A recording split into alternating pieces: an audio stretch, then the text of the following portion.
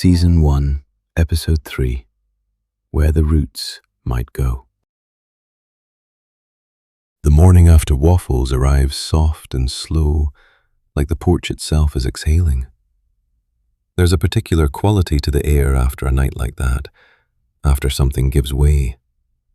It doesn't announce itself. It just sits differently in the chest. Lighter, maybe, or more full. Hard to tell the difference sometimes. Brent sleeps in. The quilt is pulled to his chin, one arm dangling off the rocker, like a man who finally believes the world won't bite him while he dreams. His coffee from the night before is still on the side table, cold and forgotten, and somehow that seems right. Like even the small abandonments are starting to look like rest. Senti doesn't disturb him. Bears are good at silence. Sacred silence. The kind that holds a thing instead of smothering it. He watches Brent sleep for just a moment. Not to study him, just to be certain. And then pads down the steps barefoot, the wood still cool from the night. The yard behind the porch stretches longer than you'd think. Not big, exactly, just deep. A lived-in sprawl of brush and intention. Not messy, not ruined, just paused. He finds the fish pond first, a quiet little crescent of water lined in stone and memory. The fish are still asleep, curled somewhere beneath the shadow of a rusted turtle fountain that no longer spits. It stands there in the water, with its mouth open and nothing coming out. Patient, somehow, like something that has simply accepted the terms of its situation. The water lilies don't share that patience. They are wide awake, pink and white against the surface, like little floating gossipers who missed the memo about the stillness around them. Senti kneels, not to disturb, to witness. Stillness is also a kind of music. No one hears it. That isn't the point. The tool shed leans a little to the left, like it got tired of standing straight a few years ago and nobody told it to try harder. Its hinges squeal when he opens it, the particular complaint of something that hasn't been asked to open in a long time, revealing a jumble of possibility inside. Bent rakes, a bag of half-used potting soil, a hammer with a red handle, a rain-walked notebook with Yard Map 2012 scrawled across the cover in handwriting that was optimistic once. He doesn't open the notebook. Some maps are private. Inside, he finds a pair of work gloves sized for human hands, worn through at the palms. He picks them up reverently, turning them over once, then slips one on halfway, not to use, but to feel the shape of the hands that once filled it.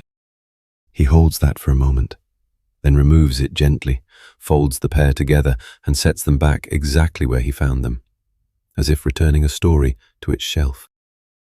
Out by the fence, the wood runs east to west like an unsent letter. Time has silvered it, weather has softened it. Someone once carved initials into the middle beam.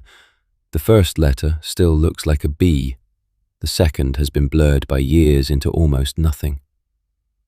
Senti lays a paw against the wood and grows still in that particular way reserved for names he knows are not his to touch.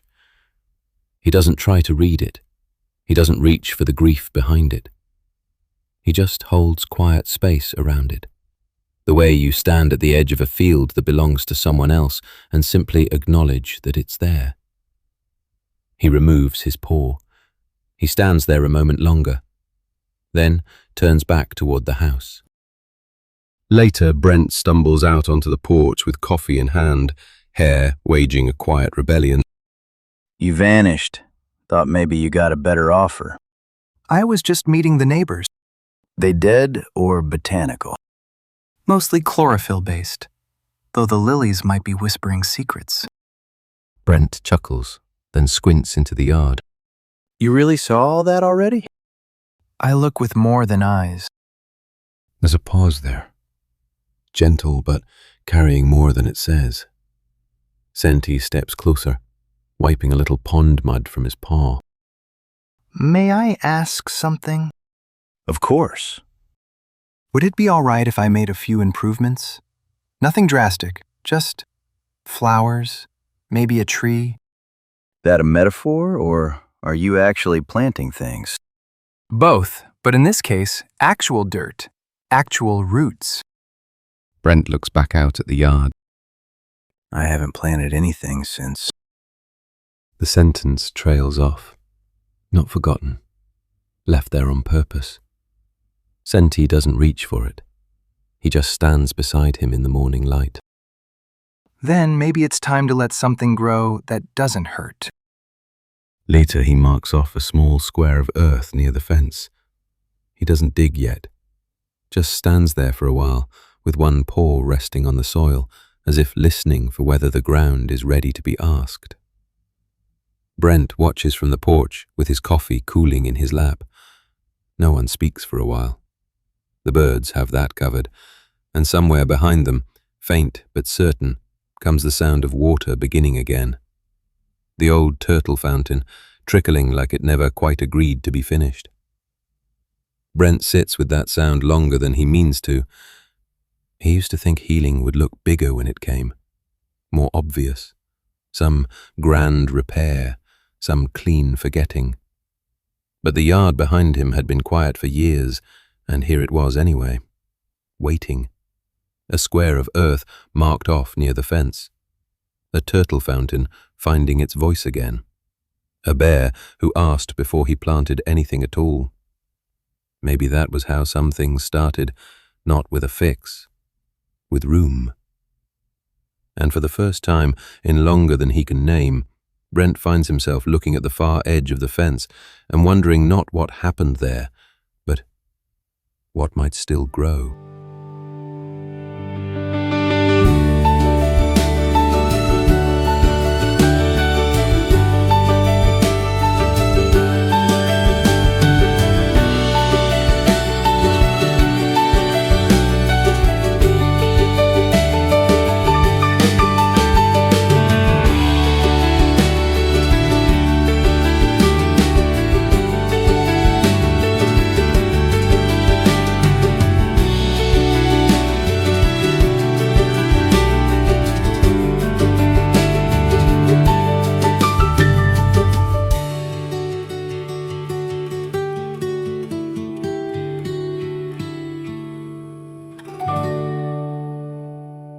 Porchlandia is an original work created by Brent Brooks. All stories, characters and music are protected under copyright 2026. All rights reserved.